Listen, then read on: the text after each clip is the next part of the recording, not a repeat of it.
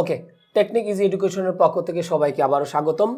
আমরা already tense part 5 এ already চলে এসেছি। ইতিমধ্যে আমরা টেন্সের 1 থেকে 4 পর্যন্ত পার্ট আমরা আলোচনা করেছি এবং প্রত্যেকটা টেন্সেই আমাদের যেগুলো ইম্পর্টেন্ট মানে আমাদের লাগেই বলা চলে, প্রতিনিয়তই আমাদের এই জিনিসগুলো লাগে, তো সেগুলো সম্পর্কে কিন্তু আমরা আলোচনা করেছি। তো এখন আমরা যেটা দেখবো হচ্ছে পার্ট 5। তো পার্ট 5 হচ্ছে আমরা টেন্সের বাকি অংশগুলো নিয়ে আমরা আলোচনা করব। তো 1 থেকে 4-এর ভিতরে কিন্তু আমরা যেটা করেছিলাম যে প্রেজেন্টের যে আমাদের 4টা টেন্স ছিল এবং পাস্টের যে 4টা টেন্স ছিল সেগুলো সম্পর্কে কিন্তু আমরা আলোচনা করেছি। তো এখন আমরা পরবর্তী টেন্সে আমরা যদি যাই, তাহলে আমরা যদি এখানে লিখি হচ্ছে কি ফিউচার ইনডিফিনিট, এইটা নিয়ে আমরা হচ্ছে মূলত কি করব, আলোচনা করব যে ফিউচার ইনডিফিনিট আমরা কোথায় এবং কিভাবে আমরা বেসিক্যালি একটু আলোচনা করতে পারি, সেই জিনিসগুলো আমাদের দেখতে হবে। তাহলে ফিউচার ইনডিফিনিট আমরা সাধারণত কোথায় ইউজ করে থাকি? আমরা 3টা ক্ষেত্রে ইউজ করে থাকি। সেটা হচ্ছে যদি আমাদের কোনো সেন্টেন্সে দেখি টুমরো, এরপরে যদি আমরা লিখি হচ্ছে next plus anything. Next plus anything বলতে হচ্ছে নেক্সটের সাথে যে কোনো জিনিস, যেমন নেক্সট ডে, নেক্সট ইয়ার, এগুলো থাকতে পারে। অথবা আরেকটা জায়গায় আমরা ইউজ করে থাকি ফিউচার ইনডিফিনিট, সেটা ইন প্লাস এনি ফিউচার ইয়ার। অর্থাৎ ইনের সাথে যদি আমাদের ভবিষ্যৎ কোনো সাল যদি দেওয়া থাকে, তাহলে আমাদের সেক্ষেত্রে আমাদের কি করতে হবে, ফিউচার ইনডিফিনিট আমরা ইউজ করব। তাহলে এই 3টা ক্ষেত্রে আমরা মূলত কি ইউজ করে থাকি, ফিউচার ইনডিফিনিটটাকে আমরা মূলত ইউজ করে থাকি। তাহলে আমরা যেটা দেখলাম যে টুমরো, নেক্সট প্লাস এনিথিং অথবা ইনের সাথে যে কোনো একটা অতীত সাল, এটা যদি ভবিষ্যৎ সাল যদি দেওয়া থাকে, তাহলে সেক্ষেত্রে আমাদের বেসিক্যালি কি ইউজ করতে হবে, ফিউচার ইনডিফিনিটটাকে ইউজ করতে হবে। যেমন আমি যদি লিখি দে, ব্র্যাকেটে লিখলাম হচ্ছে কি কাম হেয়ার, এরপর লিখলাম ইন, আমাদের বর্তমান সাল হচ্ছে 2022, তাহলে আমি এখানে লিখলাম কি 2023। তাহলে আমাদের ব্র্যাকেটের ভিতরে ভার্বটা থাকলো কি কাম। এখন এই ভার্বটা আমাদের কি করতে হবে, চেঞ্জ করতে হবে। তাহলে আমরা দেখলাম যে এখানে ইনের সাথে আমাদের কি দেওয়া আছে, 2023 দেওয়া আছে। তাহলে যেহেতু ইনের সাথে 2023 দেওয়া আছে, তাহলে আমাদের এখানে উত্তরটা কি হবে, উইল, তার সাথে আমরা এখানে কি দিব, কাম দিব। কারণ আমরা কিন্তু জানি যে ফিউচার ইনডিফিনিট আমরা সাধারণত কি উইল অথবা শ্যাল এবং তারপরে আমরা কি V1টাকে আমরা সাধারণত দিয়ে থাকি, অর্থাৎ সাবজেক্ট তার সাথে আমাদের উইল অথবা শ্যাল দেওয়া থাকে, তারপর আমরা সাধারণত কি ইউজ করে থাকি, V1টাকে আমরা মূলত ইউজ করে থাকি। তাহলে আমরা এই বিষয়টা কিন্তু মোটামুটি বুঝতে পারলাম যে আমাদের এই 3টা ক্ষেত্রে আমরা সাধারণত কাকে ইউজ করব, ফিউচার ইনডিফিনিটটাকে ইউজ করব। যেমন আমি যদি এখানে লিখি যে দে, ব্র্যাকেটে আমরা লিখলাম হচ্ছে কমপ্লিট, দে ব্র্যাকেটে আমরা কি লিখলাম, কমপ্লিট দ্য ওয়ার্ক আর নেক্সট ইয়ার। নেক্সট ইয়ার দিতে পারি, নেক্সট মান্থ দিতে পারি, যে কোনোটা দিতে পারি। তাহলে আমাদের এখানে কি হবে, উইল, তার সাথে আমাদের কি হবে, আমাদের এখানে হবে কি কমপ্লিট আমাদের হবে আর কি। তাহলে আমরা বেসিক্যালি যেটা দেখলাম যে নেক্সটের সাথে যে যা দেওয়া আছে, নেক্সট প্লাস এনিথিং মানেই আমাদের বেসিক্যালি আমাদের কন্টেন্স দিতে হবে, ফিউচার ইনডিফিনিট দিতে হবে। আবার টুমরো ক্ষেত্রে হইতে পারে, যেমন আমি এখানে লিখলাম যে ইউ, ব্র্যাকেটে লিখলাম হচ্ছে কি গো দেয়ার টুমরো, গো দেয়ার, তার সাথে আমি এখানে কি লিখছি, টুমরো আমরা এখানে লিখতেছি।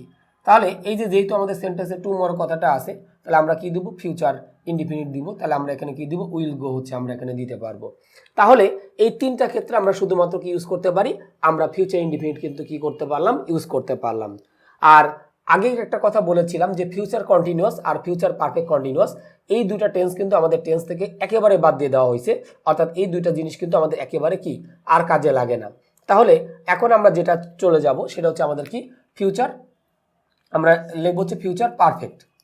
ফিউচার কন্টিনিউয়াস কিন্তু আমাদের এখন আর ইউজ হয় না, সো এটা আমরা চাইলে বাদ দিতে পারি, ফিউচার পারফেক্ট। আমরা এখন একটু শুরু করি, কারণ আমাদের হচ্ছে যেটা ছিল যে ফিউচার কন্টিনিউয়াস এবং ফিউচার পারফেক্ট কন্টিনিউয়াস, এই দুটা থেকে আমাদের একেবারেই কোনো কোয়েশ্চেন আসে না বললেই আমাদের চলে। তো এখন আমরা ফিউচার পারফেক্ট হচ্ছে দুটো ক্ষেত্রে ইউজ করে থাকি, সেটা হচ্ছে কি by plus any future year, by plus তার সাথে আমি এখানে কি লিখলাম, এনি ফিউচার ইয়ার। অর্থাৎ বাইয়ের সাথে যদি কি দেওয়া থাকে, ভবিষ্যৎ সাল দেওয়া থাকে। আমরা কিন্তু একটু চেঞ্জ করেছি, যখন ইনের সাথে ভবিষ্যৎ সাল ছিল তখন আমরা ইউজ করেছিলাম কি ফিউচার ইনডিফিনিট। আর যখন ইনটা চেঞ্জ করে আমরা কি দিলাম, বাই দিলাম, যে বাইয়ের সাথে আমাদের কি দেওয়া আছে, একটা ভবিষ্যৎ সাল দেওয়া আছে। অথবা আমরা আরেকটা ক্ষেত্রে যদি ইউজ করে থাকি উইদিন প্লাস তার সাথে আমরা যদি লিখি হচ্ছে কি quantity of time, within plus তার সাথে আমি এখানে কি লিখলাম, কোয়ান্টিটি অফ টাইম। অর্থাৎ উইদিনের সাথে যদি আমাদের কি দেওয়া থাকে, কোয়ান্টিটি অফ টাইম, মানে যে জিনিসগুলোতে আমরা সাধারণত কি করে থাকি, সময়টাকে আমরা পরিমাপ করে থাকি, সেটাকে আমরা সাধারণত ইউজ করে থাকি হচ্ছে কি ফিউচার পারফেক্ট। এই দুইটা ক্ষেত্রে আমরা সাধারণত কি করে থাকি, আমরা ফিউচার পারফেক্ট ইউজ করে থাকি, আর অন্য কোনো ক্ষেত্রে কিন্তু আমরা ফিউচার পারফেক্ট নর্মালি ইউজ করি না। তাহলে ফিউচার পারফেক্ট দুইটা ক্ষেত্রে আমাদের সবসময়ের জন্য ইউজ করতে হবে। যে প্রিপোজিশন বাইয়ের সাথে যদি একটা ভবিষ্যৎ সাল দেওয়া থাকে তাহলে আমরা ইউজ করব ফিউচার পারফেক্ট, আর উইদিনের সাথে যদি আমাদের কোনো একটা সময়ের পরিমাপ দেওয়া থাকে, তো আমরা জানি যে আমরা সময়টাকে আমরা সেকেন্ড, মিনিট, আওয়ার, ইয়ার এই জিনিসগুলো দিয়ে আমরা পরিমাপ করতে পারি। তাহলে এখন যদি আমরা লিখি যে হি ব্যাকেটে আমরা লিখলাম হচ্ছে complete, he complete the project, he complete the project, এরপর আমি লিখলাম হচ্ছে কি উইদিন আমরা তার সাথে লিখলাম কি 5 days, সে 5 দিনের ভিতরে আমাদের কি করবে এই প্রজেক্টটা কিন্তু সম্পূর্ণ করবে। তাহলে আমরা যদি একটু খেয়াল করি যে উইদিনের সাথে আমাদের কি দেওয়া আছে, একটা কোয়ান্টিটি অফ টাইম দেওয়া আছে। তাহলে উইদিনের সাথে কোয়ান্টিটি অফ টাইম থাকা মানেই আমাদের কি ইউজ করতে হবে, ফিউচার পারফেক্ট ইউজ করতে হবে। তাহলে আমরা এখানে লিখবো হচ্ছে কি উইল হ্যাভ, তার সাথে আমরা এখানে কি লিখতেছি কমপ্লিটেড, উইল হ্যাভ তার সাথে আমরা এখানে কি লিখতেছি কমপ্লিটেড আমরা লিখছি। তাহলে উইদিনের সাথে যদি একটা মানে আমাদের কোয়ান্টিটি অফ টাইম দেওয়া থাকে তাহলে আমরা কোন টেন্স ইউজ করব, ফিউচার পারফেক্ট। আরেকটা ক্ষেত্রে হইতে পারে যে আমাদের বায়ের সাথে যদি ভবিষ্যতে একটা সাল দেওয়া থাকে তাহলে আমরা কি করব, ফিউচার পারফেক্টটাকে ইউজ করব।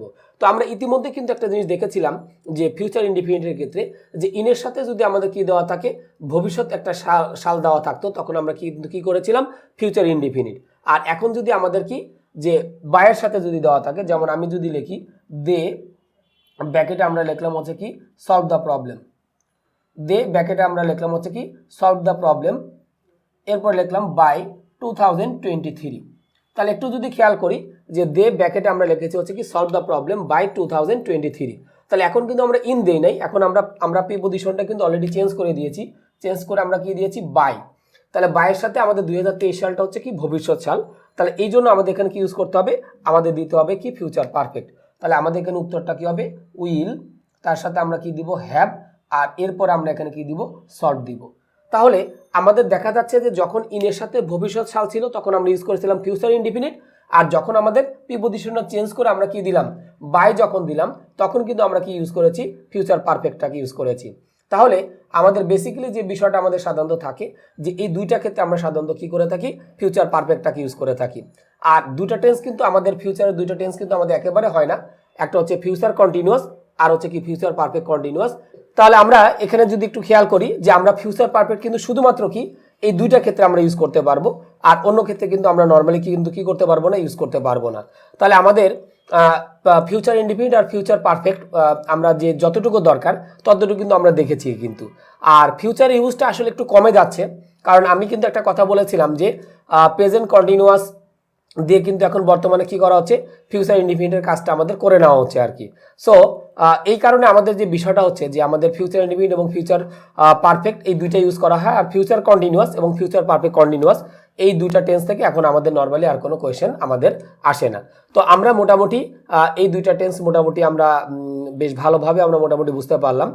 তো আশা করি যে আমাদের টেন্সের যে যতটুকু আমাদের আলোচনা ছিল আমরা শেষ করলাম। যে আমাদের টেন্সের কিন্তু আমাদের যে এটা ছিল যে 12 প্রকার টেন্স, এই 12 প্রকার টেন্সের ভিতরে কিন্তু দুটো টেন্স আমাদের নাই। আমি শুরুতে একটা কথা বলেছিলাম যে ফিউচার কন্টিনিউয়াস এবং ফিউচার পারফেক্ট কন্টিনিউয়াস এই দুইটা টেন্স আমরা একেবারেই বাদ দিয়ে দিয়েছি। সো এখান থেকে আমাদের নর্মালি তেমন খুব একটা বেশি কোশ্চেন আসে না। তো এই কারণে আমরা কিন্তু এখন টেন্স কয় প্রকার করেছি, 10 প্রকার আমরা করেছি। তো 10 প্রকারের ভিতরে যে আমরা এখন কিন্তু আমরা দুই প্রকার কিন্তু আমরা মূলত আলোচনা করলাম ফিউচারের ভিতরে। ইতিমধ্যেই আমাদের বাকি পার্টগুলোতে 1 থেকে 4-এর ভিতরে আমাদের 1 থেকে মানে যে 8টা টেন্স আমাদের ছিল, প্রেজেন্টের 4টা টেন্স, পাস্টের 4টা টেন্স, সেগুলো কিন্তু আমরা মোটামুটি দেখেছি। তো আশা করি আমাদের টেন্স সম্পর্কে সবার একটা পূর্ণাঙ্গ একটা আইডিয়া আমাদের মোটামুটি হয়ে গিয়েছে। তো নেক্সটে আমরা যেটা করব যে আমাদের হচ্ছে টেন্সের সাথে আরেকটা জিনিস সম্পর্কিত থাকে, সিকোয়েন্স অফ টেন্স। তো সেটা নিয়ে আমরা হচ্ছে মূলত আমরা কি করব, আলোচনা করব। তো আমাদের টেন্সের পার্ট 5 হচ্ছে এতটুকু পর্যন্তই, এবং সেই সাথে সাথে আমাদের যে 10 প্রকার আমাদের টেন্স ছিল পুরোটা হচ্ছে আমরা কি করলাম, শেষ করলাম। তো আশা করি আমরা সবাই টেন্সের পার্টগুলো অত্যন্ত ভালোভাবে বুঝতে পেরেছি। তো আশা করি সবাই আপনারা টেকনিক ইজি এডুকেশনের সাথে সবসময়ের জন্য থাকবেন, এবং আমাদের যে ভিডিওগুলো হয় অবশ্যই চেষ্টা করবেন একটু যত্ন সহকারে দেখার জন্য, কারণ এই ভিডিওর মাধ্যমে যদি কারোর বিন্দুমাত্র উপকৃত হয়ে থাকে সেখানে আমাদের আসলে সত্যিকার অর্থে সার্থকতা। তো আমি টেন্সের পার্টটা মোটামুটি এখানে শেষ করছি। আমরা নেক্সট পার্টে আমরা গুরুত্বপূর্ণ একটা টপিকস আলোচনা করব যেটা টেন্সের সাথে অত্যন্ত রিলেটেড, সেটা হচ্ছে আমাদের সিকোয়েন্স অফ টেন্স। তো দেখা হবে সিকোয়েন্স অফ টেন্সে, এবং আমাদের টেন্সের পার্ট 5 মূলত এখানেই শেষ, এবং আমাদের সর্বপ্রকার টেন্সের একদম লাস্টের যে দুটো ছিল সেটা আমরা মোটামুটি এখন আলোচনা করলাম আর কি। তো আশা করি আমাদের সিকোয়েন্স অফ টেন্স পরবর্তী পার্টে সবার সাথে দেখা হবে, এবং আমাদের এই ভিডিওগুলো অবশ্যই আপনারা সবাই যত্ন সহকারে এবং গুরুত্ব সহকারে সবাই দেখবেন।